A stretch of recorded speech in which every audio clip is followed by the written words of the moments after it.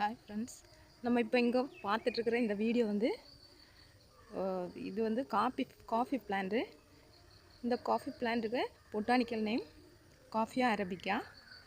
இந்த பிளான்ட் வந்து இதனோட ஃபேமிலி ரூபியசி.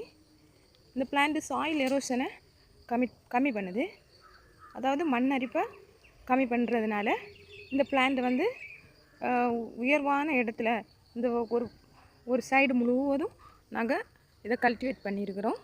மேலே வந்து இந்த டேப்பியோக்கா பிளான்ட் வச்சுருக்கிறதுனால இதுக்கு சைடில் வந்து இந்த காஃபி பிளான்ட் மண் அரிப்பை தடுக்கிறதுக்கு வச்சுருக்கிறோம். இந்த பிளான்ட்டில் உள்ள சீடும் ஃப்ரூட்டும் ரொம்ப பெனிஃபிட் ஆகும். இது வந்து இந்த பழத்தை நம்ம கலெக்ட் பண்ணி இதை காய வைக்கணும். இதோ நான் இப்போ வந்து இந்த பழத்தை இதில் கலெக்ட் பண்ணியிருக்கிறேன். இதை காய வச்சுட்டு நல்லா ரோஸ்ட் பண்ணணும். ரோஸ்ட் பண்ணிவிட்டு கடைசியில் கொஞ்சம் வெந்தயம் போடணும். வெந்தயம் போட்டு இதை திரும்பவும் கொஞ்சம் ரோஸ்ட் பண்ணிவிட்டு பொடிக்கணும். உரலையும் பொடிக்கலாம், மிக்சிலையும் பொடிக்கலாம். நல்லா பொடித்து சாப்பிட்டா வந்ததும் நம்ம பால் டெய்லியும் கொதிக்க வச்சு பால் குடிக்கிறோம்ல, இந்த பால் கூடால ஒரு ஸ்பூன் சேர்த்து கொஞ்சம் சுகரும் சேர்த்து ஆட் பண்ணி நல்ல பானமாக பருகலாம். இந்த சீடில் வந்து நிறைய மருத்துவ குணம் இருக்குங்க. இது பிளட் ப்ரெஷரை கம்மி பண்ணுது. அப்புறம் தேவையற்ற கொலஸ்ட்ரால் இதெல்லாம் வராமல் அது எல்லாத்தையும் கரைச்சிருது.